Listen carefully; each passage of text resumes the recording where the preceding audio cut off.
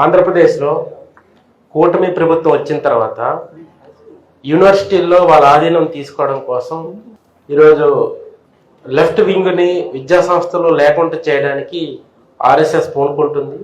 ఇట్లాంటి ఘర్షణలు వచ్చే సంఘటనలు మనం గతంలో పరిశీలన చేస్తే కర్ణాటకలో గతంలో హిజాబ్ ఇష్యూస్ ముందుకు వచ్చేటప్పుడు అక్కడ ఒక 2 months ఘర్షణలు సేమ్ ఇలాగే ఇదిగో ముస్లిమ్స్ ఈ డ్రెస్ వేయకూడదనేసి ఇష్యూ ముందుకు తీసుకొచ్చిన సందర్భంలో ఆ ఘర్షణలు జరుగుతున్న సమయంలో 145 మంది విద్యార్థులు విద్యా సంస్థల్లో సర్టిఫికెట్లు తీసుకొని బ్యాక్ వెళ్ళిపోయారు. తర్వాత నెక్స్ట్ అకాడమీ ఎన్రోల్మెంట్ చూస్తే ఆ విద్యా సంస్థల్లో 25% విద్యార్థులు జాయినింగ్ అవ్వకుండా వెనక్కి వెళ్ళిపోయే పరిస్థితి వస్తుంది.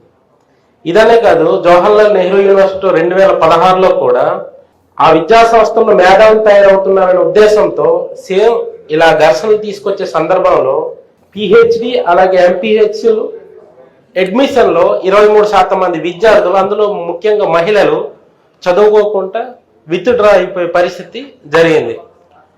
సో కేరళలో కూడా ఇదే జరిగింది. అంటే ఎక్కడైతే విద్యా సంస్థల్లో మేధావులు ఈ సమాజం కోసం ప్రశ్నించేవాళ్ళు, ఆలోచించేవాళ్ళు, ఇట్లాంటి యూనివర్సిటీల్లో ఆలోచించే శక్తులు ఈ పాలకుల ఆగడాలకి ప్రశ్నించనివ్వకుండా చేయడం కోసం ఈరోజు అన్ని కూడా ముందుకు తీసుకొచ్చే ఘటనలు మనం పరిశీలన చేస్తున్నాం. ఇట్లాంటి సందర్భంలో వీళ్ళు ఇప్పుడు మత ఉన్మాదాన్ని రెచ్చగొట్టడం కోసం ప్రయత్నాలు చేస్తున్నారు. ఇవి మనలాంటి విద్యార్థి సంఘాలు ఏకమై ఇట్లాంటికి జాగనివ్వము అనేసి మన విద్యార్థి లోకానికి చెప్పకపోతే వీళ్ళు ఇట్లాంటి ఘర్షణలు చేయడానికి ఇంకా పూనుకుంటారు.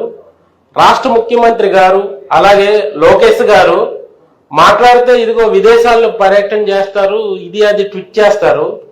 కానీ ఈరోజు ఇన్ని రోజుల నుండి జరుగుతూ ఉన్నా ఎందుకు మీరు మాట్లాడరు? అసెంబ్లీలు జరుగుతున్నాయి, ఎందుకు వీటి కోసం కనీసం చర్చ పెట్టరు? అంటే వాళ్ళకి ఇట్లాంటి ఘర్షణలు అవసరం లేదు. మన రాష్ట్రంలో ఇప్పటికి కూడా భూములు లక్షలు కార్పొరేట్ కంపెనీలకు ఇస్తున్నారు.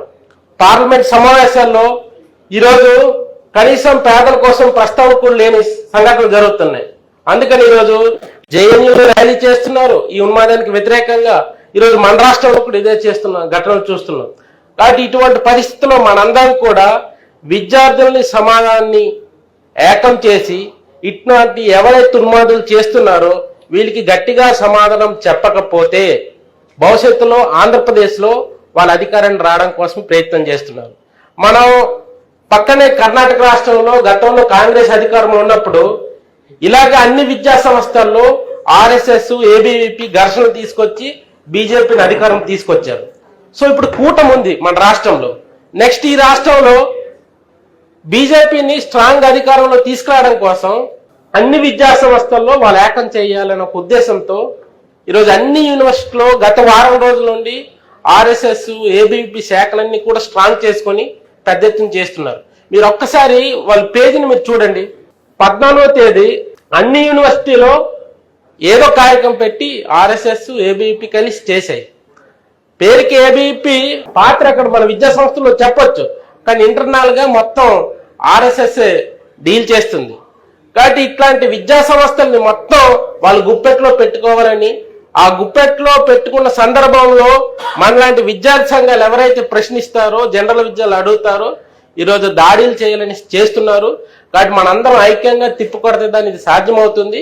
ఇప్పటికైనా ఈ రాష్ట్రంలో ఎవరు ఏమీ చేయలేరు కదా అని ప్రశ్నలు సోషల్ మీడియాలో వాళ్ళు విచ్చలవిడిగా నచ్చినట్టు క్వశ్చన్లు చేస్తున్నారు, ఫేక్ వీడియోలు తయారు చేస్తున్నారు, ఫేక్ వీడియోలు నచ్చినట్టు వైరల్ చేస్తున్నారు. ఇది ఇప్పటితో ఆగదు. ఇంతవరకు వాళ్ళు సైలెంట్ గా చాప కింద నిర్మాణం చేసుకున్నారు. ఇప్పుడు వాళ్ళందరూ కూడా బయటకు వచ్చి మూగదాడులు చేస్తే ప్రజలు ఎవరు కూడా సాధారణంగా ఊరుకోరు, సాధారణంగా చేయరు. ఆంధ్రప్రదేశ్ నుంచే ప్రశ్నించే గడ్డ ఈ ఆంధ్రప్రదేశ్ ఉమ్మడి రాష్ట్రంలో కానీ అలాగే స్వాతంత్రం రాకముందు కానీ బ్రిటిష్ వారికి వ్యతిరేకంగా పోరాటం చేసిన చరిత్ర ఈ గడ్డ ఉంది. కాబట్టి ఈరోజు ఆర్ఎస్ఎస్ కానీ వెనకున్న బీజేపీ పార్టీ కానీ మత ఉన్మాదం ఆంధ్రప్రదేశ్లో చేస్తే ఊరుకోదు.